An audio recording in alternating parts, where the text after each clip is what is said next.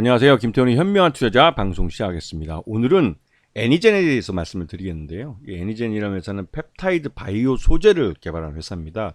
그래서 관련해서 실제로 매출도 일으키고 있고 또 이 신약 개발에 대해서 여러 가지 파이프라인을 갖고 있는 회사이기도 하죠. 하지만 주가는 최근 들어서 기준금리 인상과 함께 이 회사 자체도 이제 매출액이 없는 회사다 보니까 매출액이 없다는 게 이제 굉장히 적다는 소리죠. 물론 다른 회사들, 다른 바이오 회사들보다는 그래도 실질적인 매출액이 있긴 있습니다. 이 회사 갖고 있는 파이프라인들 중에 지금 시장, 국내외로 시장이 큰 그 신약 후보 물질들이 있습니다. 이게 이제 성조숙증이나 야뇨증, 불임증이나 이제 비만 치료제. 특히 최근 들어서 이 비만 치료제는 그 유럽의 이제 노보딕스라는 회사가 이게 대박을 쳤죠. 이 회사가 주가가 아주 급등을 하면서 이 비만 치료제에 대한 관심이 굉장히 많습니다. 시장 내에서. 그리고 비만 치료제는 자연스럽게 당뇨병 치료제와도 연결이 되죠. 여튼 이 회사가 개발하고 있는 펩타이드 소재는 다양한 이런 신약 후보 물질의 원재료로 사용되기도 합니다. 그리고 이 회사가 지금 개발하고 있는 자기네 그 신약 후보 물질 후보들은 표적 항암 치료제나 뭐 유방암 치료제 같은 것들도 있고 그리고 당뇨병 치료제도 있습니다.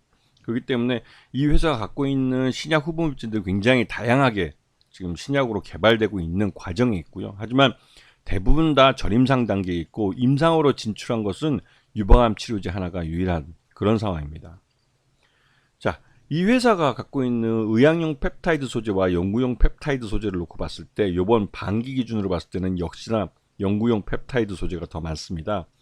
연구용 펩타이드 소재는 말 그대로 이 신약을 개발하거나 대학이나 연구소에서 개발을 할 때 연구용으로 사용되는 소비되는 펩타이드로 이게 이제 씨약과 같은 거죠. 그러다 보니까 이제 이 어떻게 보면 애니젠은 씨약업자나 마찬가지로 이제 자기들 영업 활동을 하는 겁니다.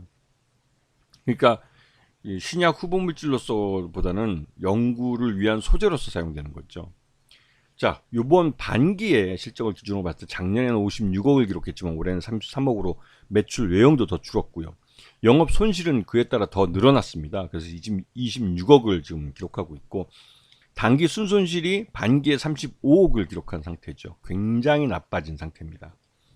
최대주주 지분은 약 17% 정도 지분을 갖고 있고 그래서 경영권이 좀 불안한 상태인데 요번에 회사에 돈이 없기 때문에 180억 규모의 유상증자를 실시했습니다. 그나마도 주가가 비만 치료제 바람을 타고 비만 테마주 바람을 타고 주가가 급등했을 때 그나마 유상증자를 불렀기 때문에 그나마도 주당 가치는 좀 덜 희석되는 그런 부분이 있죠.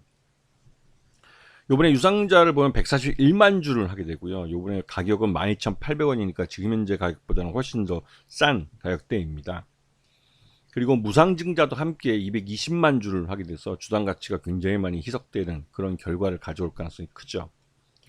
그리고 전환 청구권을 이게 에이티넘 인베스트먼트에서 갖고 있던 애니젠에 대한 그 전환사 잔량을 전액을 주식으로 전환한 건데요.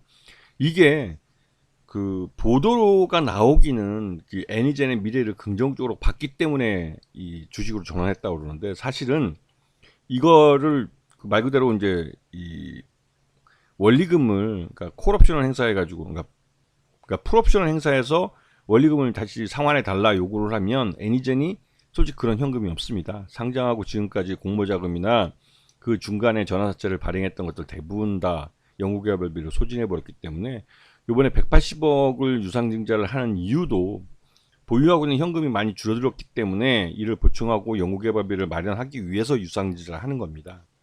그렇기 때문에 에이티넘도 이러한 사정을 알기 때문에 애니젠에 대한 전환사채를 전량 주식으로 이번에 주가가 올랐을 때 전환해서 시장에서 팔아버린 가능성이 높은 거죠. 그렇기 때문에 이 회사는 그 원리금을 솔직히 말씀드려서 그러니까 이 에이티넘 인베스트먼트가 아예 그냥 이거를 전환사채를 그러니까 원리금을 상환해 달라 요구를 해서 애니젠에게 받아낼 가능성이 낮기 때문에 차선책으로 주식을 전환했다고 보는 것이 합리적이라고 생각합니다. 자, 그리고 애니젠이 지금 올해 4월달 이후로 비만 치료제와 당뇨병 치료제 바람을 타고 주가가 급등했고 우연히도 그렇게 급등하면서 전환사채를 주식으로 전환할 수 있는 가격대까지 주가를 끌어올려 줬습니다. 그리고 실제로 요번에 에이티넘이 전량 요 타이밍에 맞춰서 주식으로 전환을 했고요. 그리고 요번에 유무상 증자를 공시를 하면서 주가가 아주 급락을 해버린 상황이 있죠. 요 타이밍이 진짜 죽여주는 것 같습니다. 그렇듯이 이 바이오 업체들이 최근 처해진 상황은 기준금리가 올라가면서 시장 내 자금을 조달할 수 있는 길이 많이 막혔습니다. 왜냐면 이 바이오 신약 개발 회사들처럼 장기간 자금이 들어가야 되고 또 당장 투자한 돈에 의해서 이 회사가 어떠한 매출액을 일으킬 가능성이 없기 때문에 R&D 비용으로 다 소진돼서 없어질 돈이고, 여기에 투자해준 투자자들은 장기간 돈이 묶여버리는 결과가 나올 가능성이 큽니다. 그러다 보니 이 바이오 신약 개발하는 회사들의 이 전환사채나 신주인수거래 사채는 요즘 인기가 없습니다. 왜냐면 거기에 들어가는 이자 비용, 자금을 조달해서 이 전환사채나 신주인수거래 사채를 인수해주는 비용이 많이 들어가기 때문에, 그렇기 때문에 최근 들어서는 그런 전환사채나 BW를 발행하는 게 굉장히 어려워졌고, 그에 따라서 시장 내 유상증자를 부르는 경우가 많습니다. 근데 이 시장에서 부르는 유상증자도 주주 배정 후 일반 공모 방식이기 때문에, 그리고 그렇게 실권주가 발생한 거하고도 다 모집이 안 되면 이 주관한 증권사가 나머지를 총액 인수해 주는 경우가 많습니다. 그렇게 되면 자금 조달 비용이 굉장히 많이 비싸지는 거죠. 그렇게라도 해서 자금을 마련할 수 있으면 바이오 업체가 일단은 지금 고비를 넘길 수 있을 거고, 그렇지 못한 바이오 업체들은 말 그대로 최악의 상황으로 내몰리게 되는 거죠. 그렇기 때문에 이 바이오 신약 개발 회사들은 신규 자금을 마련할 수 있느냐 없느냐가 굉장히 중요한 키포인트가 되는 겁니다. 그렇기 때문에 더더욱 이 라이센스 아웃 유무에 대해서 확인을 해야 되는 거죠.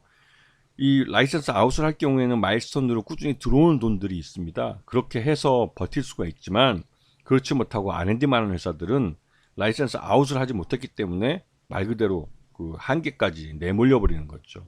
이런 부분들을 잘 보시면서 바이오 업체에 대한 투자를 고민하시는 게 좋을 것 같습니다. 자, 오늘 방송 여기서 마치겠습니다. 감사합니다.